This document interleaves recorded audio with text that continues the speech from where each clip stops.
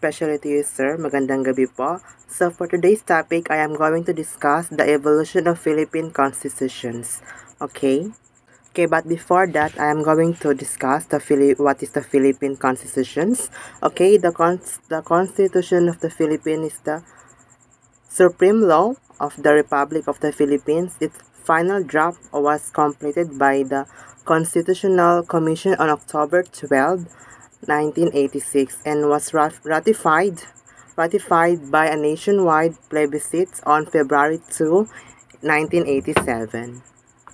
Okay, meaning to say, ang Konstitusyon ng Pilipinas ay isang konstitusyon o pinakamataas na batas ng Republika ng Pilipinas ang ating bansa at ito ay naging burado or naging panibago.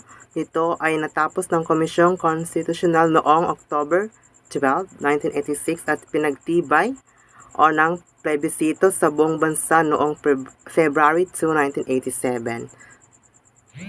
So let's proceed to the next page, which is the evolution of the Philippines constitutions.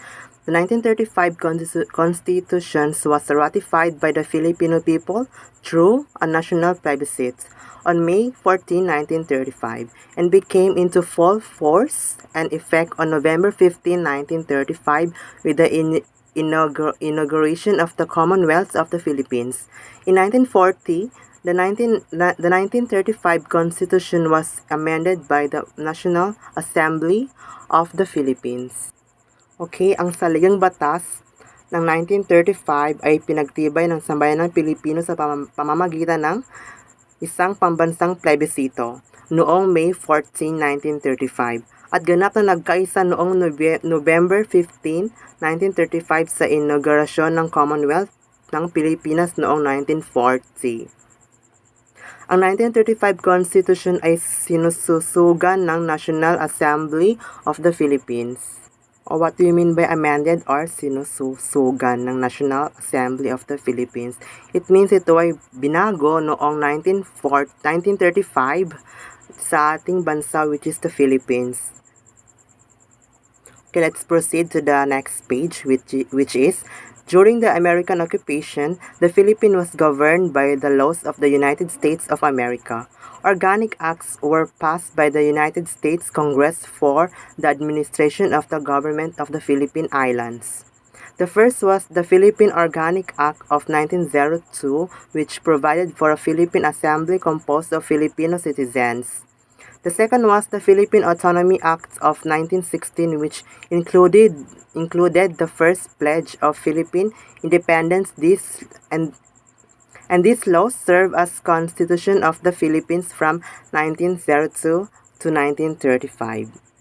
Meaning to say, during the occupation of the American or pananakop ng mga Amerikano, ang Pilipinas ay pinamamahalaan ng mga batas ng Estados Unidos ng Amerika. Ang Organic Acts ay ipinasa ng United States Congress para sa pangangasiwa ng gobyerno ng Philippine Island. Ang una ay Philippine Organic Act of 1902 na nagtadhana para sa isang Philippine Assembly na binubuo ng mga mamamayang Filipino. Ang pangalawa ay ang Philippine Autonomy Act of 1916 na kinabibilangan ng unang pangako ng kalayaan ng Pilipinas. Ang mga batas na ito ay nagsilbing konstitusyon ng Pilipinas mula 1902 hanggang 1935. Okay, let's proceed to the next page, which is President Emilio Aguinaldo issued the first proclamation that celebrates the effectiveness of a constitution in 1899, on January 23, 1899. In the proclamation, President Aguinaldo ordered the release of Spanish prisoners under the custody of the Philippine Revolutionary Forces. To mark the inauguration of the First Philippine Republic, no subsequent proclamation were issued because of the outbreak of the Philippine-American War and the fall of the First Philippine Republic in 1901. It means, inilabas ni Pangulong Emilio Aguinaldo ang unang proclamation na nagdiwang sa bisa ng isang constitution noong 1899, noong January 23, 1899. Sa proklamasyon na iniutos ni Pangulong Aguinaldo na palayain ng mga bilanggo na Espanyol sa ilalim ng pangangalaga ng mga revolusyonaryong Persa ng Pilipinas upang markahan ang inaugurasyon ng unang Republika ng Pilipinas. Walang mga kasunod na proklamasyon na inilabas dahil sa pagsiklab ng Philippine-American War at pagbagsak ng unang Republika ng Pilipinas noong 1901. Okay, let's proceed to the next page, which is in 1973, after the declaration of martial law, the 1935 Constitution was replaced by a new charter, the 1973 Constitution. In commemoration, President Marcos repealed President Quezon Proclamation Number 36 S. 1936 by virtue of Proclamation Number 1219 S. 1973, which moved Constitution Day from February 8 to January 17 of every year. This proclamation commemorated the day when President Marcos certified that the new Constitution had been ratified. Constitution Day was commemorated until the end of President Marcos' term, but was overshadowed by the proclamation making September 21st of every year. Thanksgiving Day, the date indicated on Presidential Proclamation Number 1081 S. 1972, martial law, however, was actually declared 2 days later when President Marcos announced it through nationwide television. It means noong 1973, pagkatapos ng deklarasyon ng batas militar, ang 1935 Constitution daw ay pinalitan ng isang bagong charter, ang 1973 Constitution. Bilang pagunita, pinawalang bisa ni Pangulong Marcos ang proklamasyon BLG 36 ni Pangulong Quezon. 1936 sa bisa ng proklamasyon BLG 1219 S. 1973 na inilipat ang araw ng Constitution mula February 8 hanggang Enero 17 bawat taon. Okay, ang proklamasyong ito ay ginunita ang araw kung kailan pinatunayan ni Pangulong Marcos na naratipikahan na ang bagong konstitusyon.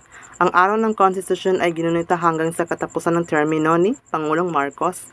Ngunit, natabunan ng proklamasyon na ginagawa ang September 21 ng bawat taon na Thanksgiving Day. Kumbaga tawag sa kanila Thanksgiving Day. Ang petsang nakasaad sa Presidential Proclamation. Gayunpaman, ang batas militar ay aktwal na idineklara makalipas ang 2 araw nang ipahayag ito ni Pangulong Marcos sa pamamagitan ng telebisyon sa buong bansa. Okay, let's proceed to Constitution of Biak na Bato. Okay, Constitution of Biak na Bato ay with almost all Cavite in the hands of the Spaniards, Governor General Primo de Rivera issued another decree extending the benefits of his pardon beyond May 17, 1897. His purpose was to win over the Filipino to his policy of attractions.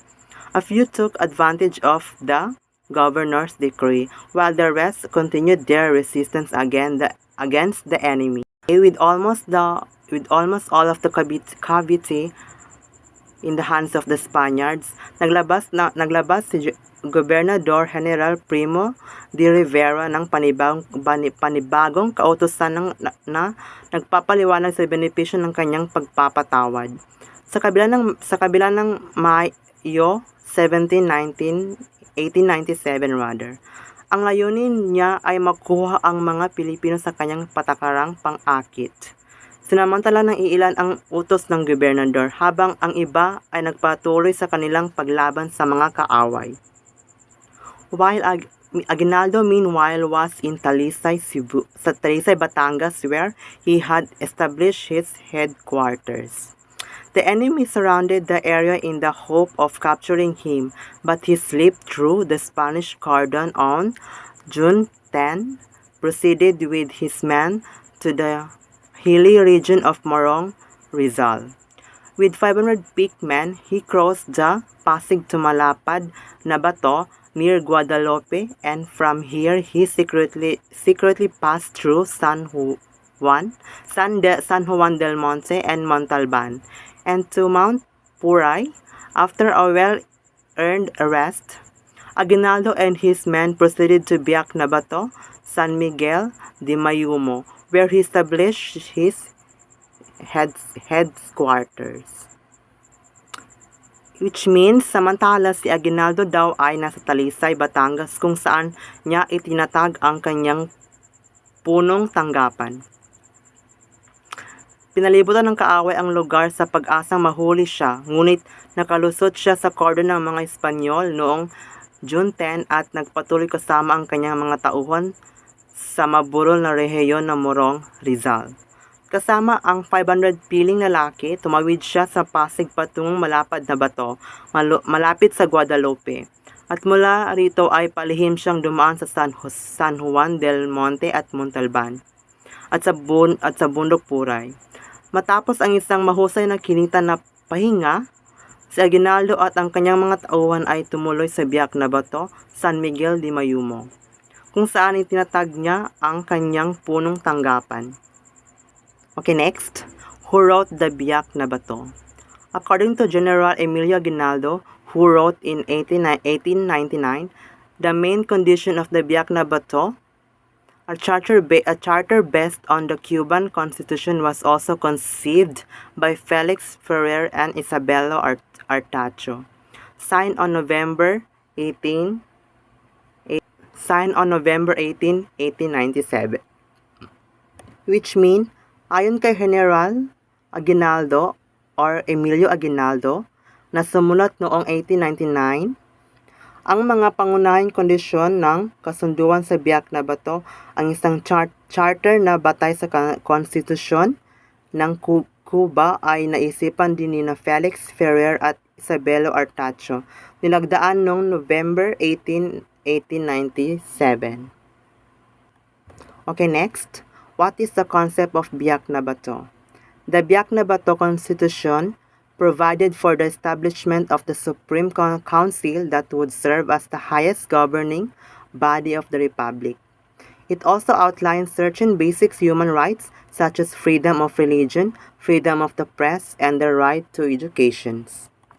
Meaning, ang saligang batas ng Biak na Bato ay nagtadhana para sa pagtatag ng isang Supreme Council na magsisilbing pinakamataas na namamahala sa Republika. Pinalangkas din ito ang ilang pangunahing karapatang pantao tulad ng kalayaan sa relihiyon, kalayaan sa pamamahayag at karapatan sa edukasyon ng bawat Pilipino or tao sa bansang Pilipinas. Okay, let's proceed to the next. When did the Constitution of Biak na Bato was promulgated by the Philippine Revolutions? On December 15, 1897, the Pact of Biak na Bato was proclaimed.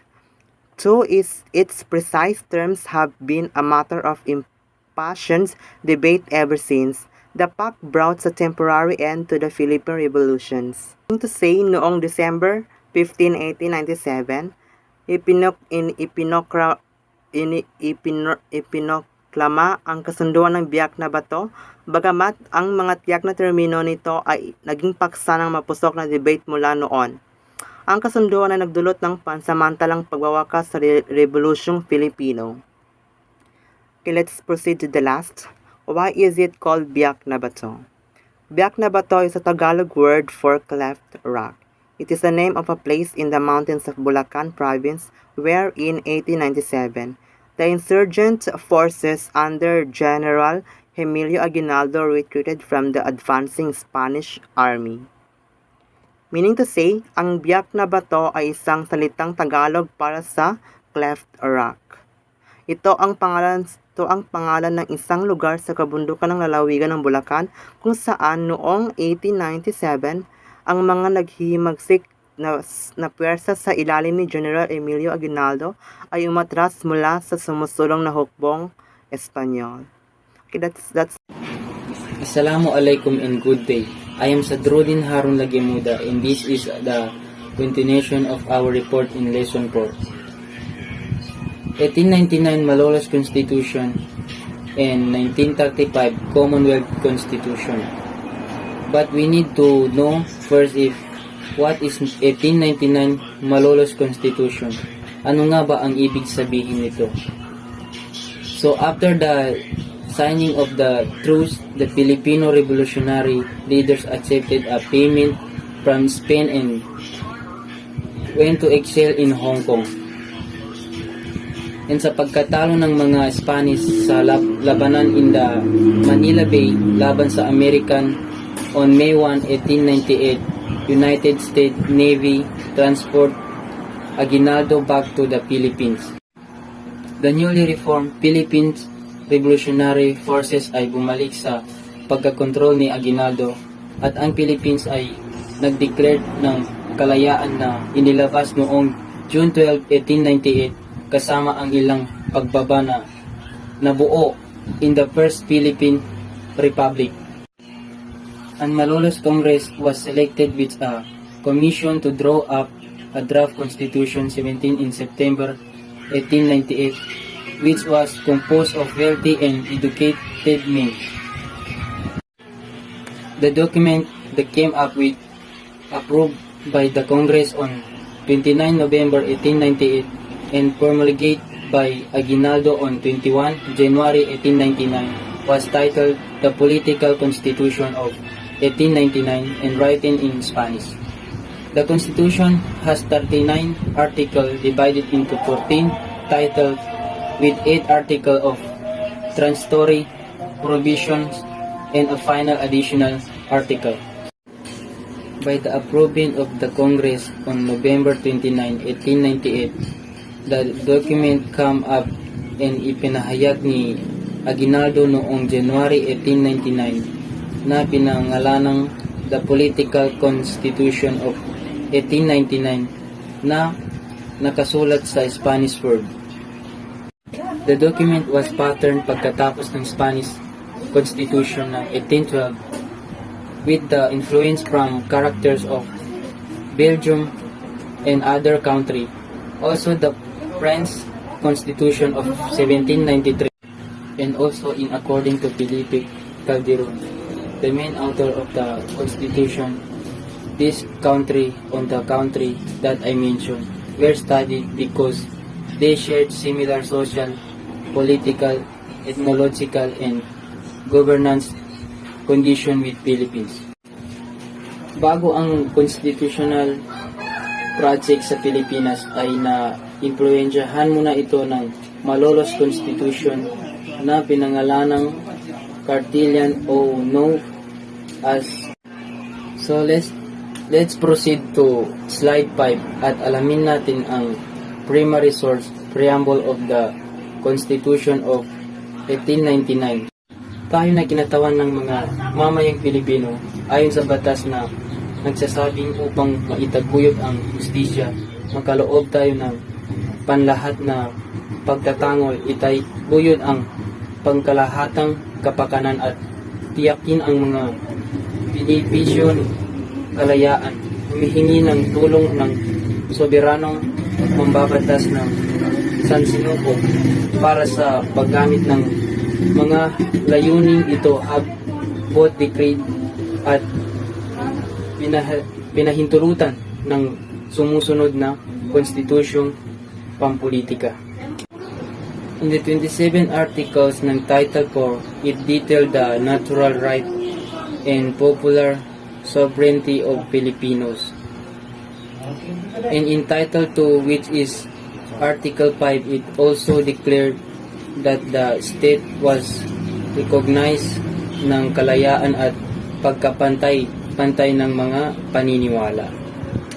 In according to Article 4, the form of government is to be popular and responsible and also to exercise the three district power which is legislative, executive, and judicial. And the 1899 Malolos Constitution was never enforced due to the ongoing war. 1935 Commonwealth Constitution.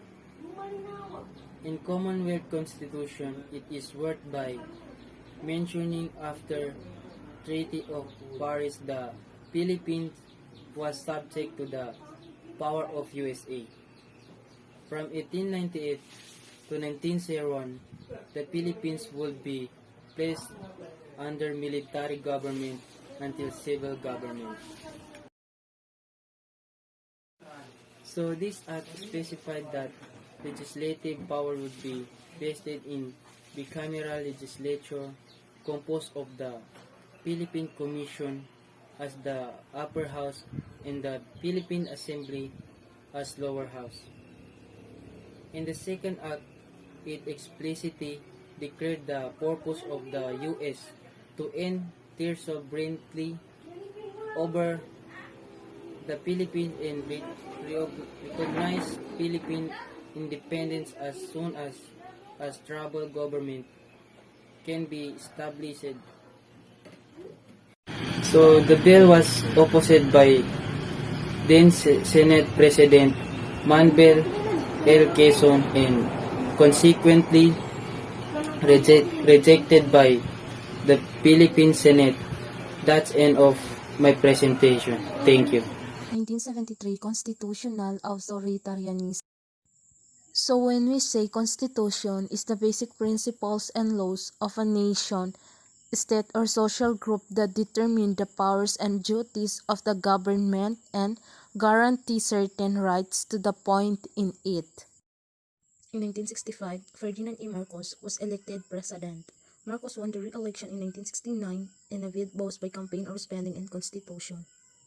On August 24, 1973, Republic Act No. 6132 was approved, setting November 10, 1970 as an election day for 320 delegates to the Constitutional Conventions. Former President Carlos P. Garcia being elected as a convention president, unfortunately headed and he was succeeded by another former president. Diosdado Macapagal. Before the convention finished its work, martial law was declared. Marcos cited as growing communist insurgency. On August 24, 1973, Congress enacted Republic Act No. 6132. Otherwise known as the Constitutional Convention Act, for the purpose of convening a constitutional constitution. The 300 delegates met from June 1971 until November 30, 1972, when they approved the draft of the new charter. The convention started rewriting the Constitution on June 1, 1971. The 1935 Constitution, which reference to the Malolos Constitution, was made the basis for the drafting of amendments to the new Constitution. After 15 months, on its 29th first plenary session on November 29, 1972, the convention approved the new proposed charter of the land. The proposed constitution was signed the following day, November 30, 1972. Earlier on September 21, 1971, Marcos was Proclamation No. 1081 placing the entire country under martial law, to broaden the base of citizen participation among the democratic process and to offer opportunities to citizenry to express their views on important matters of local or national concern. Presidential Decree No. 86 was issued on December 3, 1972, creating a citizen assembly in each barrio in municipalities and each district in chartered cities throughout the country. On January 17, 1973, President Marcos issued Proclamation No. 1102, announcing the ratification of the Constitution of the Republic of the Philippines. The 1973 Constitution was amended by the following. The first, in 1975, gave the President legislative powers even in the interim Batasang Pambansa was already operating. The second, 1980, was nothing significant. It merely raised the retirement of justice of the SC from 65 to 70 as took Fernando for more 5 years. The third, in 1980, changed the form government from parliamentary to presidential. The fourth is 1984 responded to succession problem by providing for a vice president. The above constitution was amended in 1976, 1980, and in 1981.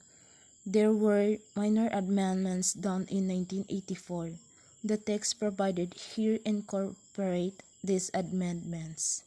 The 1973 Constitution, promulgated after Marcos' declaration of martial law, was to post in the parliamentary style government. Legislative power was vested as an unicameral National Assembly whose members were elected for 6 years term. The President was ideally elected as the symbolic and purely ceremonial head of state chosen from amongst the members of National Assembly for 6-year term and could be re-elected to an unlimited members of terms. The Constitution based the legislative power in the National Assembly. Executive power meant to be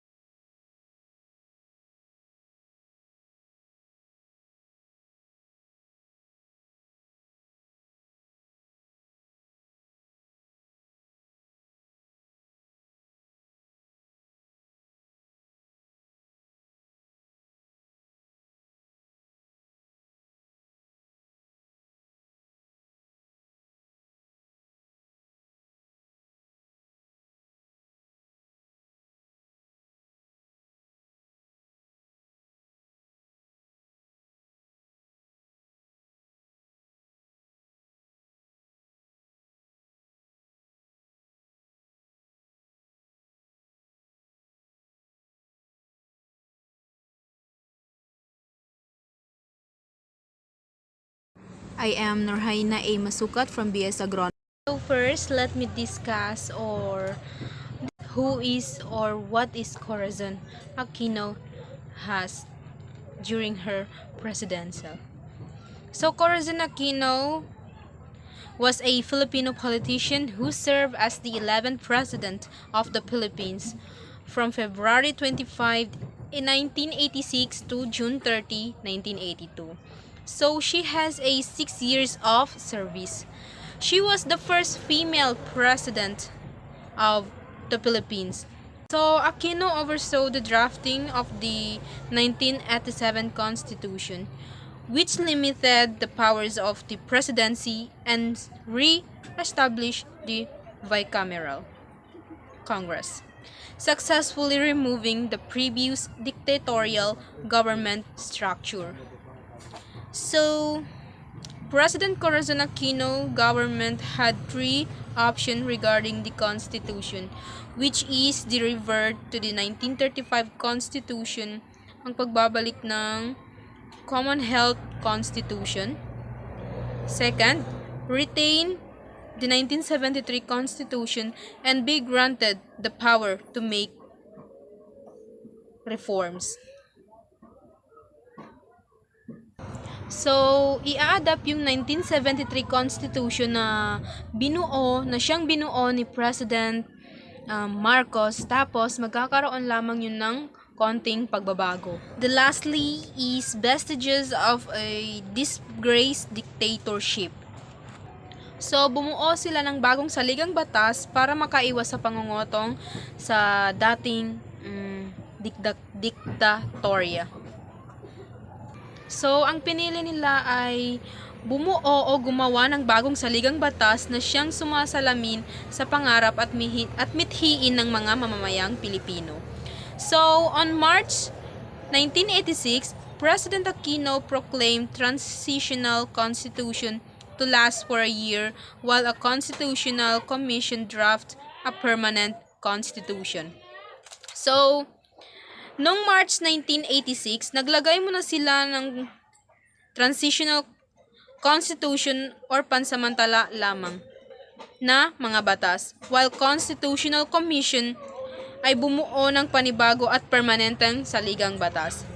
So, transitional constitution called Freedom Constitution.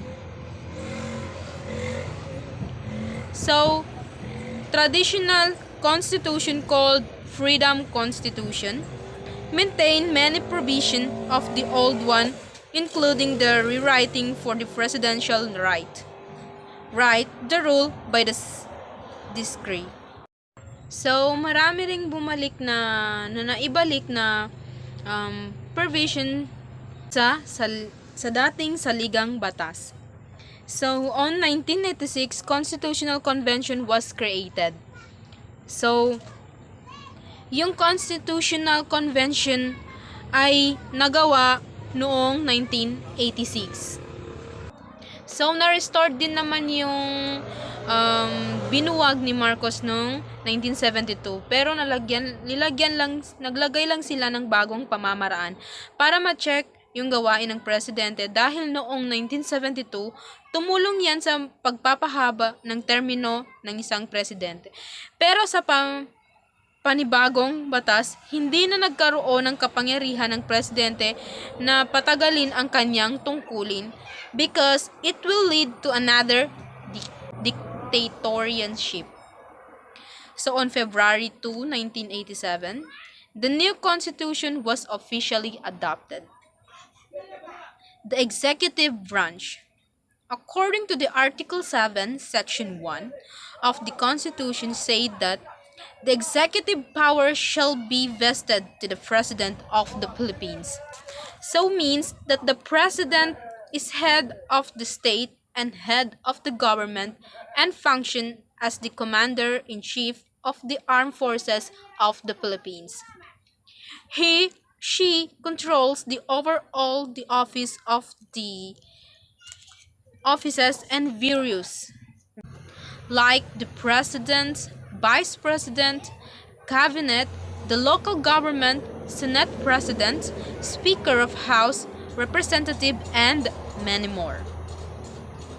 So legislative power, Senate has a 24 elected by a large popular vote.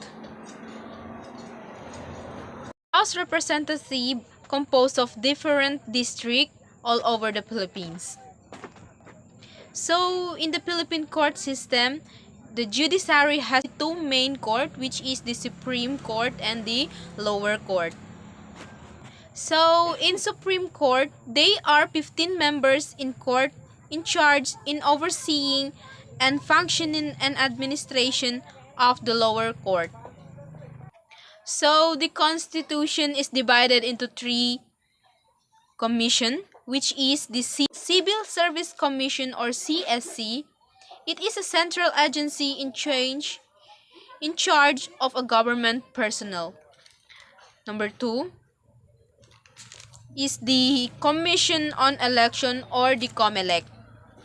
So COMELEC, they are the one to enforce and administer the elections, all the election laws and regulation. So number 3 is the Commission on Audit or COA. So they examine all funds, transaction, and property account of the government. So the executive branch is the office of the ombudsman. So office of the ombudsman in charge to promote ethical and lawful conduct of government. They investigate compliance pertain to other misconflict.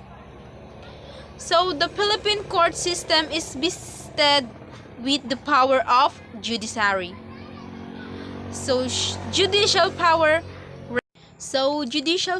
rests with the Supreme Court and the lower court. Its duty is to settle actual controversies involving rights which are legally demandable and enforceable. So now let's proceed to my next topic, which is all about the attempts to amend of changes the 1987 Constitution. So in 1987 Constitution provide for three methods by which the Constitution can be amended. So in 1987, Constitution starting with the presidency of Fidel V. Ramos, who succeeded Corazon Aquino. So the first attempt was in 1995. So Jose Almonte, the National Security Council draft a constitution. But the second here is the 1997 second attempt effort when a group called Pirma Hope gathers signature from voters. So before that, I'm going to define first what was the Constitution para mas maintindihan natin ibig sabihin nito. So we all know that all of us has a basic needs in our daily life. Like for example, education, healthcare, and also the housing and etc. So to help us meet those needs, kailangan natin ang gobyerno, right? So we are the one who elect or who we choose someone to empower. But I think this is not enough. Kailangan pa rin natin ang basic rules to control how that power is being used in a good way. Kasi we all know that na maaari tayong abusuhin ng gobyerno. So kailangan magamit siya sa tamang paraan para sa ikabubuti ng because power without limits can lead to corruption, and diyan napapasok ang Constitution. So now, let's proceed to the Constitution. So Constitution is a law that establish, organize, and empower the government. So, tinutukoy nito kung paano ginagawa ang mga constitution, ang mga laws, and how it is being implemented. And it also tells that the government must and must not do. So, in short, we have the freedom to choose or how things should be for the society's good.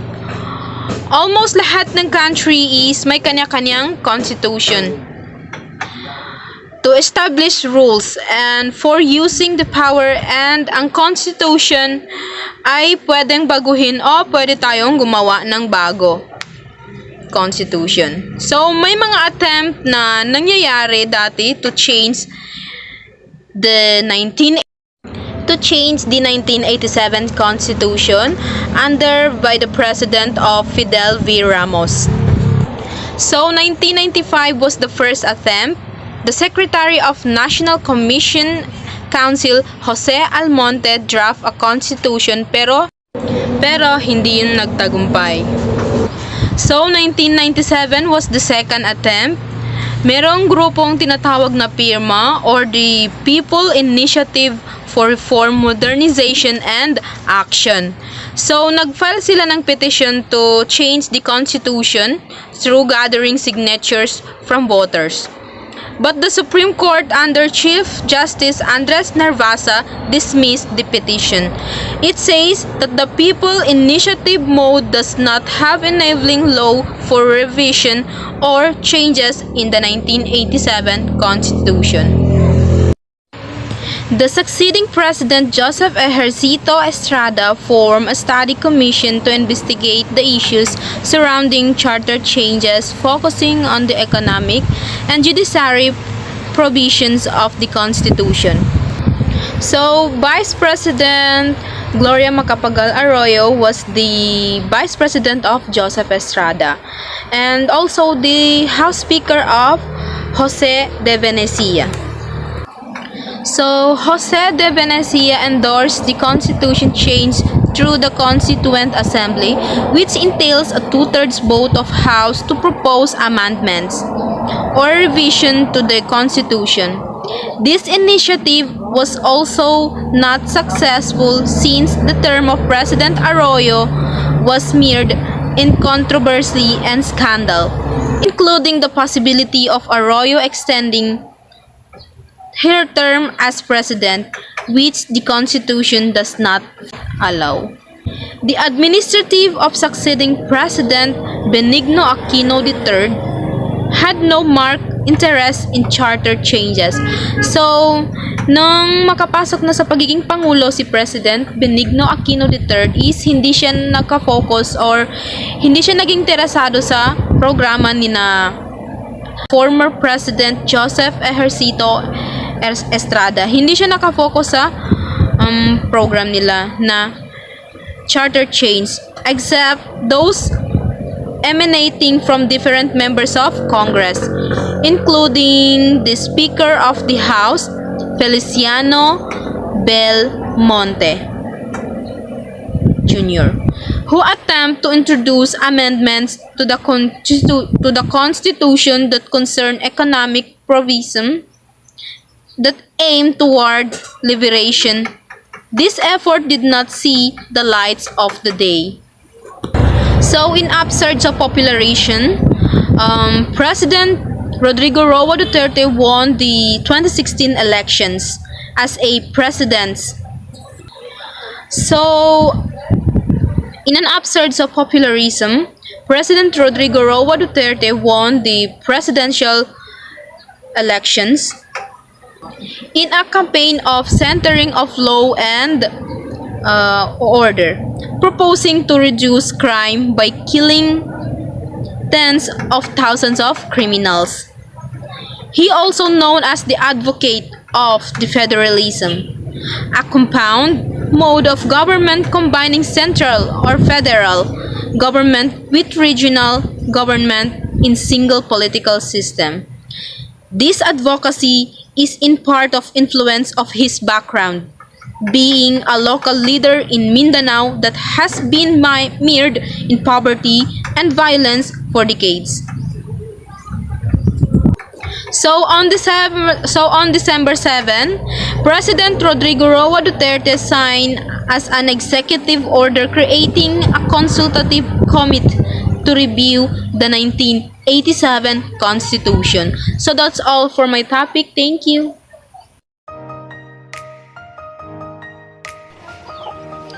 Assalamualaikum and good day to each and everyone. By the way, I am Madan S. Madali and today I will going to discuss the policies on agrarian reform. So before I will start, we are going to talk about what is agrarian means. So agrarian means that is a redistribution of lands regardless of crops or fruits who are landless irrespective of tenorial arrangement include the totality of factors and support services designed to lift economic status of the beneficiaries and all other. For a long period of time, the agrarian system of Philippines was being controlled by the large landlords. The small farmers in the Philippines were struggling for their rights to land and other natural resources. So meaning, noong unang panahon, ang ating mga agrarian sa Pilipinas ay kontrolado sila ng may-ari ng lupa or di kaya yung tinatawag nilang landlord. So, yung mga small farmers sa Pilipinas is nagsusumikap sila para sa kanilang karapatan sa lupa at pati na rin sa natural resources. And then, yung agrarian din is kailangan mahalagang maitama ang sistema ng agriculture kasi ito ay napaka-importante sa Pilipinas lalong-lalo na sa ating ekonomiya because nearly half of population is nagtatrabaho sila sa agriculture and karamihan sa ating mga Pilipino ay nakatira sa rural area. Ang agrarian reform is centered on the relationship between the production and the redistribution of land among the farmers. Implementation of agrarian reform in Philippines. The implementation agrarian reform proceeded at a very slow pace. This was due to the lack of political will. The redistribution of land was also very slow. Ang pagpapatupad ng agrarian reform sa Pilipinas ay patuloy pa rin. Layunin ng bansa ang pagpapatupad ng agrarian reform. Ito ay dahil sa ating mga farmers at farm workers sa Pilipinas. Comprehensive Agrarian Reform Law, Philippines, the Republic Act No. 6657, alternatively called the Comprehensive Agrarian Reform Law, was signed by President Corazon C. Aquino on 10 June 1988. Comprehensive Agrarian Reform Law is responsible for the implementation of the Comprehensive Agrarian Reform Program, CARP, in the Philippines. The law is focused on industrialization together with social justice.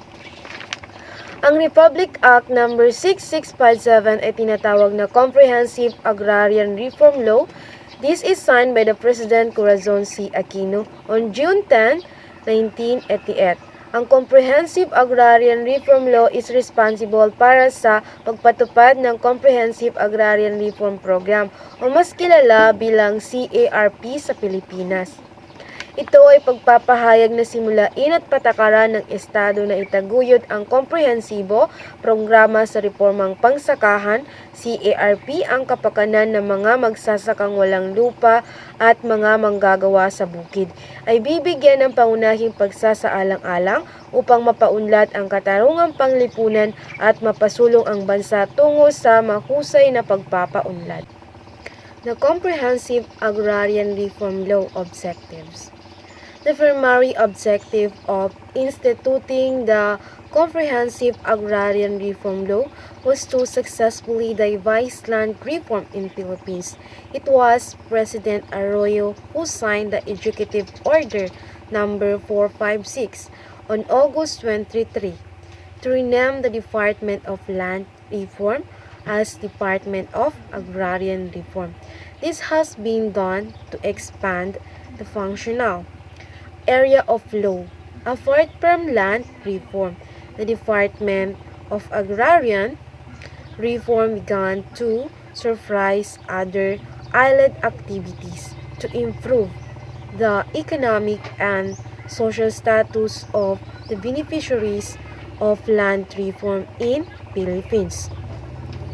So, ang pangunahing layunin ng institusyong Comprehensive Agrarian Reform Law ay maging matagumpay ang devised land reform sa Pilipinas. Ito ay dahil sa kay President Arroyo, siya ang pumirma sa Executive Order No. 456 noong August 23 para pangalanan ang Department of Land Reform as Department of Agrarian Reform. Ito ay naging dahilan para ma-improve ang economic at social status and the beneficiaries of land and reforms sa Pilipinas. CARP meaning Comprehensive Agrarian Reform Program of 1988, also known as CARP, is Philippine state policy that ensures and promotes welfare of landless farmers and farm workers, as well as elevation of social justice and equity among rural areas. So, ang ibig sabihin ng CARP ay Comprehensive Agrarian Reform of 1988 o mas kilala bilang CARP. Ito ay Philippine state policy para masiguro ang kapakanan ng lupa ng farmers at farm workers, pati na rin ang social justice and equity para sa mga rural areas. Land tenure improvement. First is the land distribution. The main essence of the CARP. Ibig sabihin, ito ay pangunahing kakayahan ng CARP or di kaya Comprehensive Agrarian Reform Program, ang pagbibigay ng lupa para sa mga farmers. Number 2 is leasehold operation, a non-land program that protects the tenurial status of tenant farmers in tenanted lands. And number 3 is production and profit sharing, a temporary arrangement. Ito ay temporary lang siya at hindi siya pangmatagalan. Department of Agrarian Reform, DAR, is the lead implementing agency of Comprehensive Agrarian Reform Program, CARP. It undertakes land tenure improvement and development of program beneficiaries. DAR conducts and land survey and resettlement areas. It undertakes land acquisition and distribution and land management studies. The DAR also orchestrates the delivery of support services to farmer beneficiaries and promotes the development of viable agrarian communities. So, DAR is, ang ibig sabihin ng DAR ay Department of Agrarian Reform. So, yan yung logo ng Department of Agrarian Reform. So, the logo show the department's acronym representing the institution and its role as the lead agency in the implementation. That the green color is stand for the fertility and productivity, while yung yellow color naman is represent hope and a golden harvest of agrarian reform. So, yan yung logo ng ating Department of Agrarian Reform. Both colors imply that economic growth and sound rural development. History of Agrarian Reform. Agrarian Reform is 100-year history of unfinished reforms after the United States took over the country from the Spaniard. Before the Hispanic period, there were no owner cultivators, only communal land owned by the barangay, which consisted of a datu, freemen, serfs, and slaves. Issue in agrarian. Landowner resistance is one of the most well-known issues in agrarian reform. We know issues in agrarian reform. We know about high-profile cases of violence and constant threats against agrarian reform beneficiaries to keep them from occupying the land, or landowner stole the land acquisition and distribution process through various methods, which, while not high profile, are just as problematic. So that is the issues on agrarian.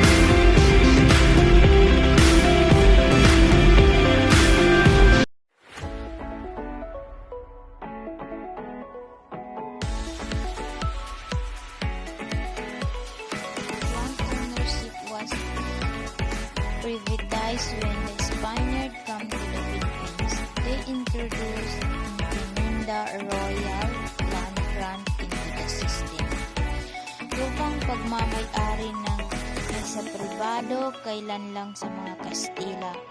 Pilipinas ang ipinakilalang dokumentasyon maharlika ng lupang pagbigay ng sistema.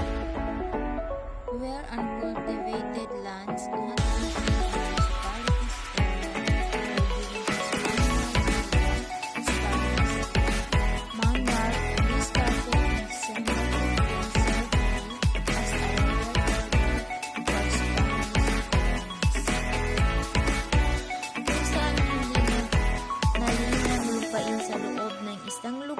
ay binigay sa Kastila. Ang Espanyol Manarco nagsimula noong Disyembre bilang isang maharlikang Espanyol kolonya. Spanish period.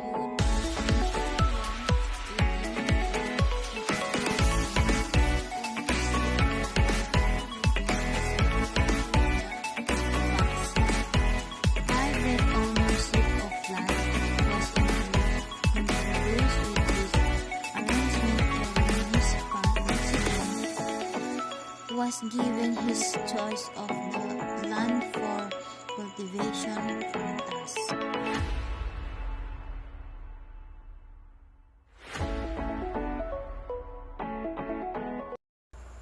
In Manila, on May 28, almost 7,000 acres of Philippine land owned by United States citizens are being turned over to Philippine companies as a result of the expiration yesterday of parity rights enjoyed by Americans.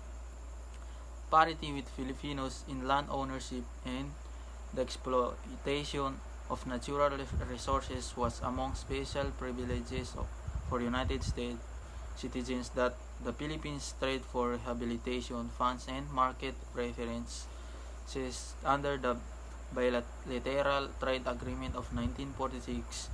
This is expired in July 1974, but the government of President Ferdinand E. Marcos gave a 10-month extension for landowners. Upon the lapse of the privileges yesterday, 65 landowners, including the subsidiaries of big American corporations, submitted plans for transferring their lands to Filipinos. The Secretary for Industry, Vicente Paterno, said today the lands have an appraised value of 46 centavos million. Goodyear Tire and Rubber, Singer Sewing Machine, and 3 American-owned oil companies, Caltex, Getty, and Mobile, have completed the transfer of their lands. The 60 other landowners are complying with the new ownership requirements. The government has offered several plans under which the American landowners are able to lease back their lands for as long as 50 years and to retain ownership of buildings and other improvements. The American Chamber of Commerce here react to the divestment requirement by complying without opposition. It reportedly felt that the continued operation of factories and other ventures on the lands was far more important than the issue of ownership. The expiration of land rights has been particularly hard on individual owners such as Americans here who bought their lands during the years of United States occupation and had built homes on them. Despite the expiration of the Laurel-Langley Trade Agreement, which authorized preferential trade and gave American parity rights in land ownership, commerce between the Philippines and the United States remains strong, with an estimated value of more than 1 billion yearly. The decree specified a reasonable period of time for these private landholders to continue holding on to their lots. The President Marcos, in a decree issued last night, gave permanent American residents here who own home lots of no more than 1.25 acres more time to comply with the legal requirements to transfer them to Filipinos.